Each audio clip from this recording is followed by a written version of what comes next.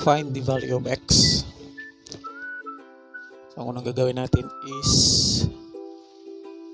ito, multiply natin, distributive property. Ito yon. So, 2 times 3x is equal to 6x. And 2 times negative 4 is equal to negative 8. And then, bring down lang. Ito, bring down.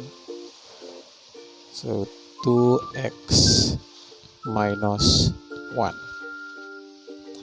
Then, pagkatapos nito is we need to combine like terms. So, yung mga like terms dyan ay ang 6x at 2x. And then, yung negative 8 at negative 1. So, ipagsasama natin sila. So, yung 6x ay mananatili dito. And ito naman yung 2x. Yan, yung 2x. Pag ilipat natin yon sa kabila, so tatawid siya ng equal sign. So, yung positive 2x ay magiging magiging ano yan? Negative 2x. Yes, ganun yon. At syempre, yung may iwan dito sa right side ay ang negative 1. So, ito naman yung negative 8 naman ang ilipat natin dito. Ilipat natin doon. Yan.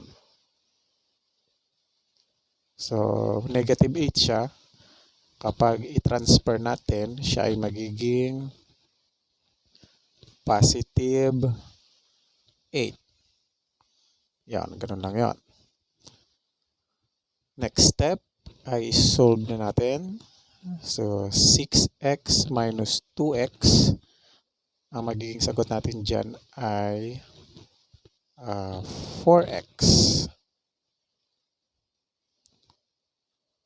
At sunod, negative 1 plus 8. Ang sagot ay positive 7. So, para mahanap natin ang value ng x, kailangan natin i-eliminate yung 4. Yon. Kailangan matanggal ang 4. So, gamit tayo ng multiplicative inverse. So, divide lang natin sa 4. At yung 7 ay 4 na rin yan. So, 4 divided by 4 is 1. Or it is understood as x. So, may 1x yan. Pero ang sinusulat na lang natin ay x na lang. Kasi understood na yan na may merong 1 sa gilid ng x. And 7 divided by 4, since na pag i-divide natin yan ay decimal yung sagot. So, okay na rin yan na 7/4 lang ang sagot. Fraction. Yan.